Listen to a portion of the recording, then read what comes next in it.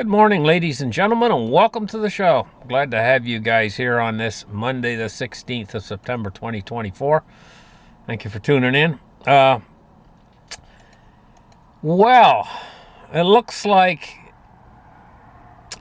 Donald Trump was shot at again.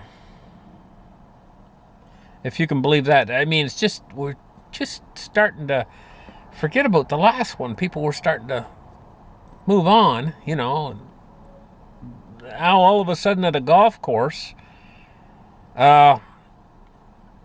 don't have any, I don't think we have any visuals of the whole thing, but from what I heard was that as the shots were fired, that they all jumped on top of Donald Trump right on the golf course.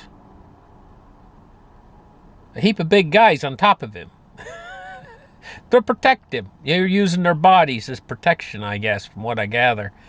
It says the shots were exchanged between the shooter and the Secret Service, so they must have been like setting up aim too, while some of them were on top of him protecting him, and the other ones must have been like shooting at the shooter. And it says shots were exchanged. It says Trump was 300 to 500 yards away when the shooting occurred.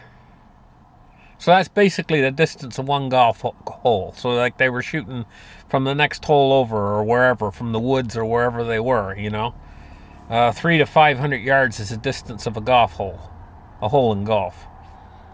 Now, what Trump said, though, he said, "Nothing will slow me down. I will never surrender," he says. They detained the shooter. Evidently, it was an AK-47, and he had a backpack, and he had a GoPro camera and everything. His name was Ryan Ruth. So I guess those are the details.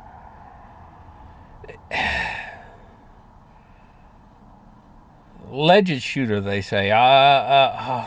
Gunshot. He says there are gunshots in my vicinity, but before rumors start spiraling out of control, I wanted you to hear this first. I am safe and well, he says. Nothing will slow me down. I'll never surrender. I'll always love you for supporting me. Unity, peace, make America great again. May God bless you. And it was signed by President Donald J. Trump, the 45th President of the United States. He's a brave man, but I will say this. Why don't they think about something for protection, like, at this point in the game, I mean, if he's going to get out in front of a crowd of people and stuff. I mean, I've seen other world leaders and other dignitaries and things that behind the screen, a plexiglass, bulletproof glass screen behind it. Why don't they start thinking about options like that, seriously, because this is getting a little bit out of hand. Evidently that's the golf club right there. And is that the guy? That scruffy old fellow with blue hair? Blue hair at his age just doesn't seem to look right, Half of his hair blue, anyway. There you go. There you go. That's the situation. Now, this is really something going on here, guys. Quote-unquote parentheses, hypersonic. Well, the Houthis fired a ballistic missile. That's what we know.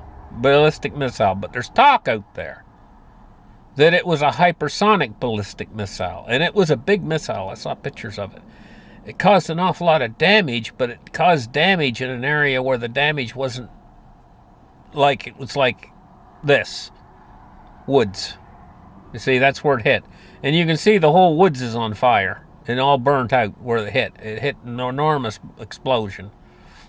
It says ballistic missile fired by Houthis. By Houthis? Where'd they get such big missiles? Powerful missiles. Are they building them themselves? Or are they getting them from somebody else? Because this is big. This is big, guys, because Houthis can fire a missile. It says people were seen rushing to shelters as air raid sirens sounded in central regions, while loud booms were also heard. Israeli officials said parts of the missile fell in the train station and an unpopulated open area. So that's the unpopulated open area where the missile fell. It says a ballistic missile fired from more than 1,000 miles away in Yemen. So that had to be a big one. It had to be a big rocket to travel more than 1,000 miles and come down and do that much damage. But it did damage like in the middle of the woods or whatever. It says Israeli officials said parts from the missiles fell in an unpopulated area. What is it, around Tel Aviv or someplace? Evidently, it landed in the town of Malden. It's got two I's in it, so I can't pronounce it. Modin? M-O-D-I-I-N.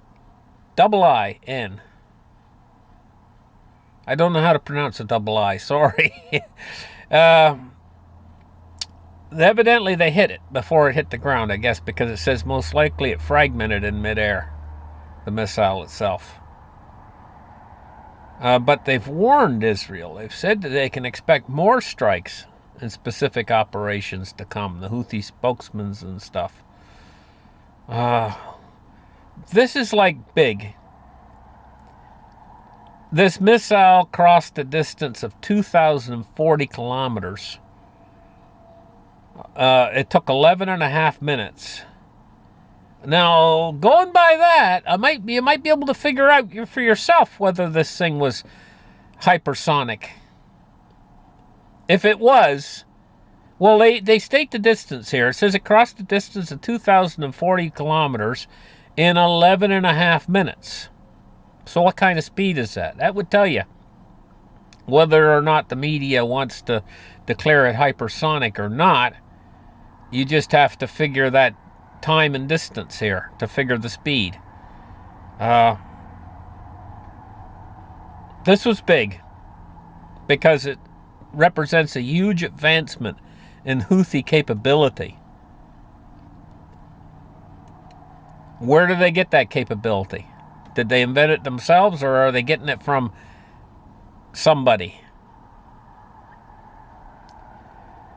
Now, concerning this whole thing, with what's going on right now, and you guys probably have heard about this, that Ukraine is trying to get permission to use long-range missiles to use them on Russia.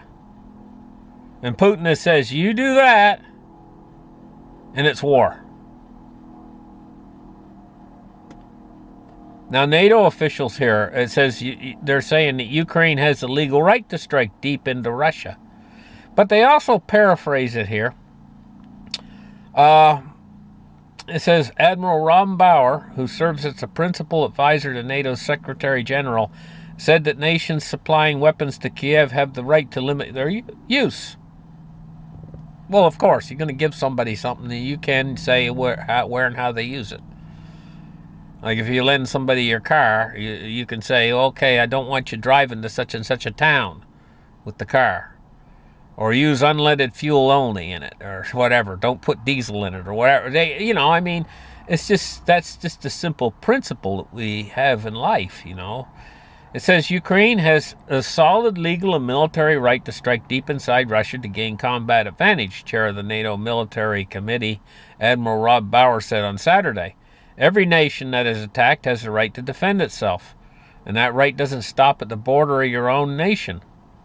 Bauer, who served as the principal advisor to NATO's Secretary General, said, speaking at the close of the committee's annual meeting, that nations have the sovereign right to put limits on the weapons they send to Ukraine, he added, or restrictions.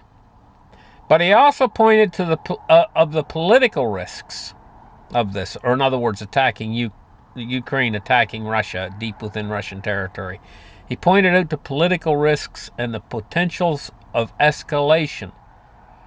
He said, quote unquote, it is important to take into consideration every aspect, including the potential of escalation and other things. Yeah, yeah. But this is what you see right in front of you that could trigger a World War III. You see it right in front of you. That's not likely what's going to actually trigger World War III because it's so direct, it's so in your face, and they all know about it. Putin knows about it.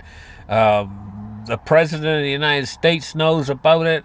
All these generals and secretaries, and they all know about it. It's right in front of them. And so it's not a surprise thing that could trigger a sudden escalation. And in my mind, I typically think to myself, hey, they're probably not going to let this get out of hand. This is probably not going to be the trigger. But does that mean there's not going to be a trigger and World War III is not going to start? No, this signals to me that the readiness of both sides are approaching one another. They're beating the war drums and they're getting more and more aggressive all the time. In other words, they're ready for a trigger. I don't think this is going to be the trigger myself. It's too direct, too in front, and too right in your face, I think, to be a trigger. I think it could be something else, because once they're ready to go, once the nations are very aggressive and they're aggressively protecting their territories, then something else could trigger or spark it off. And it could happen really suddenly with real direct fire. You know, like something that's hot. Take a look at this. The third time in 1 week, Russian aircraft spotted in Alaskan airspace. So they're flying over Alaska. I mean, what could go wrong? Could be something out of left field that you guys never expected. I don't know what could go wrong, but I do know they're flying over Alaskan airspace right now. It's spotted in Alaskan airspace. These big airplanes, Russian airplanes. True Russian IL-38 military aircraft are detected and tracked and operating within the Alaska Air Defense Identification Zone. So they're operating in Alaskan airspace. I mean, they may have troops on board, or at any rate, there's probably soldiers, Russian soldiers or whatever, operating that thing. What if their engines were to fail or something, they crashed into something important or anything, and you're going to have Russian troops on board that thing, and the nations are as angry as they are? I mean, can you see? I'm just making this up, but can you see the situations involved that spiral off of the situation when the nations get wrathful at one another and they're ready to go? They're ready to go at it because of something else. Maybe the threat of firing missiles into Russian territory or whatever. And so they're ready to go. And then something else happens over here where you're not expecting it that triggers a live firefight. And then next thing you know, it's on. But the conditions have to be right. You have to meet certain parameters and certain conditions where the nations are ready to go at it. Like, they're not in peace mode, they're in anger mode, which is what we're seeing now. So you got to watch all around, everywhere, for what could be a potential trigger to trigger an escalation. And even what the Houthis are doing right now. Where are they getting that stuff? These enormous missiles to fly 2,000 kilometers. That's not your ordinary run-of-the-garden-mill missile that can go that far. That's practically starting to get up to quite a long range, 2,000 kilometers. That's like, what is it, over 1,200, about 1,300 miles? I didn't know the Houthis had that kind of capability, to tell you the truth. It's kind of shocking me a little bit. That's a little bit shocking to me. Now, we're taking a look at silver today, and as I've explained to you guys over the last few days, I'm expecting it kind of, until the elections are over, a cap around 32. So it has moved back up, and this was expected by everybody on my channel here, because I've told you guys I expected this. So it's back up above $30, $30.66. When we get a couple Fed cuts under our belt, That's when I think she's going to start to roll. It's all going to start to get moving, get fire in its pants, you know.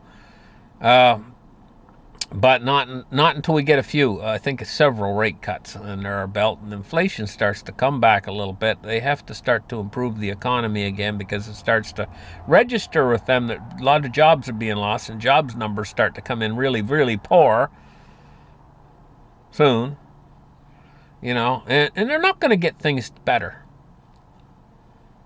Not until they really start injecting some money, serious money, into this economy to get it rolling again. Because money is the oil to the economy's engine. You know, you can't run your engine without oil. What happens? It seizes up. The economy would actually seize up if there gets to be too much of a shortage of liquidity in the system. Money supply drops too far down, too low, too quickly, and the system could actually that's the oil that keeps it lubricated, is the money. Taking a look at our cryptocurrencies today, you know, we see crypto price at 57,894 for Bitcoin, Ethereum at 2289. Bitcoin and cryptos are doing exactly the same holding pattern that I told you about with the gold and silver. It's all doing the same holding pattern probably until after the election, until we get a couple rate cuts under our belt, until we actually see the direction the Fed's moving in, and then it's obviously dovish. Very dovish. And I expect they're going to pump money in. It's just that they're getting to the point now where they don't tell you what they're doing anymore. They don't broadcast their moves. They can inject. They have 1,000 different ways they can inject money into the system. They used to broadcast to us. They used to let us in on what they were doing. Like, okay, we're going to do quantitative easing. We're going to start it at this date. Now I don't know if they do any of that anymore. If they tell you anything, the Fed is they're not telegraphing anything. They're so close-lipped now, and that's because why they're getting so close-lipped is because they're getting so close to a crisis situation that they're in crisis mode, and they've been in crisis mode for several years now. They're so close to a crisis, and they know it. S&P is down 8.73 points today at 5,617 for the S&P 500. The Dow Jones is up 99 points at 41,493. And we're looking at crude oil. It's jumped $1.30 today, which is quite a big jump, to $69.95. Now, bonds and rates today, we're looking at falling yields.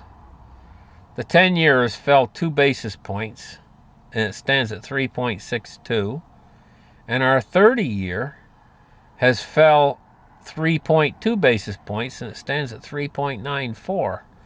Meanwhile, our dollar index today is at 100.80.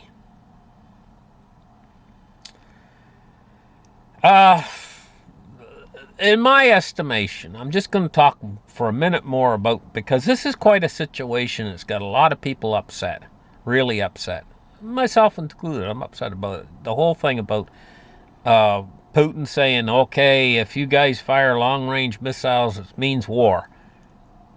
If Ukraine fires long-range missiles inside Russia, and if they give them permission to fire these long-range missiles. Well, for one thing, giving Ukraine permission is one thing. And it's another thing actually doing the act of firing the long-range missiles. And then there's a third factor, is how much damage do they do? First off, everybody makes assumptions. Okay, this is going to be World War III. Right? Ukraine is firing long-range missiles, and Putin said that. So, no, it's not like that. First off, there's giving them permission. Even if they gave them permission, doesn't mean they're actually going to do it. If they do it, doesn't mean they're going to be successful. Suffice to say, the more danger it be is the more successful they are. So if Ukraine fires a bunch of long-range missiles inside Russia and they do tremendous damage to Russia, and let's just say by accident they kill a lot of civilians or whatever, say by accident, that's going to be more likely to cause a reaction. That's what would probably, maybe, we don't know for sure even about that. So it's a long thing about not putting the horse ahead of the cart in a situation like this. And I tend to think that this is not what's going to trigger World War III anyway. It's just too right there for everybody to see it. And nobody, the West, Russia, none of them want to blow the entire world up. Right? And this is right in your face, right in front of you. So I tend to think they're going to settle it somehow because it's right there. But what I'm worried about is the readiness, the state of anger between both sides, and the amount of the situation right now involved in the theaters of operation, or what I call it. The whole border, like you can go up to Kaliningrad and go all the way down through the Polish border and the Belarusian border and the Ukrainian border, and these are all tense areas, and this is a lot of area, large areas. And then the Russians are extending their ships out all around the ocean, here, there, and everywhere. There's very large areas where we could get potential flare-ups now. Or in other words, hotspots. The hotspots around the world have grown from just a few little tiny hotspots to dozens of hotspots, and they're bigger and bigger and bigger, and they're getting bigger and bigger all the time. This is part of the wrathfulness of the nations, growing wrathful at one another or angry with one another. That's where a situation could come out of nowhere, guys. When you get those boiling, overheating, it could come from someplace you're not expecting it. It could be over in Asia someplace. It could be on the hot spots over there on Taiwan or the Taiwan Strait or South China Sea or around Japan or Kim Jong-un firing missiles. I mean, it just, the whole thing is just right now is like kind of like a powder keg. I'm going to tell you, just before I end my show, I'll use an illustration to kind of explain this. They have a type of explosion that's called a blevy. Generally, it comes from trucks like that carry gasoline or possibly carry highly explosive things, or like propane trucks and stuff.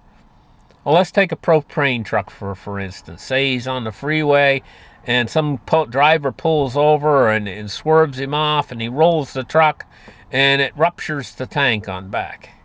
Then they can get what's called a blevy. And a blevy is a giant explosion of gas. Giant gas explosion. But say he doesn't get the blevy. Say he rolls the truck over, truck slides along the freeway or something, rips the tank open, and there's a big hiss, and there's like 1 million liters of propane spills out and makes a giant cloud. It hasn't exploded. Ready to make a blevy. Well, that's the condition in the world right now. We're ready to make nuclear explosions because the cloud of gas is there. The fuel's there. Russia's angry. The West is angry. Everybody's angry. Everybody's putting Russians locked and loaded their missiles ready to go. They've done exercises. The West is moving missiles in here and moving them in there. China's practicing over there around Taiwan and stuff. It's all everywhere. It's like the gas is there, ready for a point of ignition. That's the thing. That's the real danger point, because when that truck spilled over on the freeway and he emptied out all that propane in the giant cloud, that cloud is searching for an ignition point.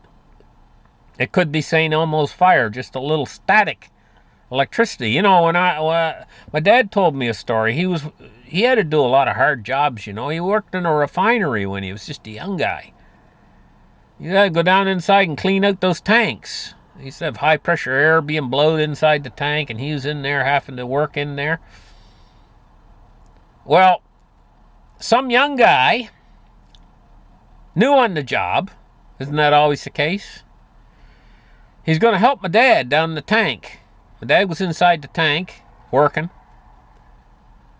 The young guy come in, he's come down the ladder, and he's about halfway down the ladder, and he dropped the broomstick. Oh my, wasn't my dad mad at him? He said, you could have killed both of us. You could have blown us sky high. The young guy was like, why? Why? He said, when that wood hit that tank, he said, fell down and hit that tank, he said it could have made a spark. He said, what? See, back in those days, they used to do stuff like that. Now it's probably not allowed by OSHA or whatever. They probably have totally new rules now. Nobody's allowed to do anything like that. But back in those days, they used to do stuff like that. They would work in tanks and stuff. It was a long time ago. A long time ago. But that's the thing. Is source of ignition, a spark, can come from anywhere. And that's the way with this war over there. If it's ready to go, all it needs is a spark. That's all I'm saying. Now at this point, that's where we're at in all of this. It would be really good if tensions were to ratchet down now at this point, because we are right now, quite seriously, now, like I've talked a lot now, and I've told you guys how I feel about it. Right now, I believe that we are closer than we've ever been to nuclear war, and nuclear war is the sort of thing where if it did come, it's going to be so unexpected. It's going to be like, where did that come out of left field? You know? And, of course, a lot of people aren't going to know what hit them if that were to happen. People that are living in a target zone, they wouldn't know what hit them. Because we've lost sight of how powerful these weapons are. Because they haven't used them. You have to go all the way back to World War II, back to Hiroshima and Nagasaki. Was the last time we saw how, and we got our fill and taste of how, and we were like vomiting from the putrid taste of it. With all the dead Japanese people in those cities, it's just a total horrible, horrible weapons. Listen, guys, thank you for watching my show, and you guys have a great afternoon. Bye-bye.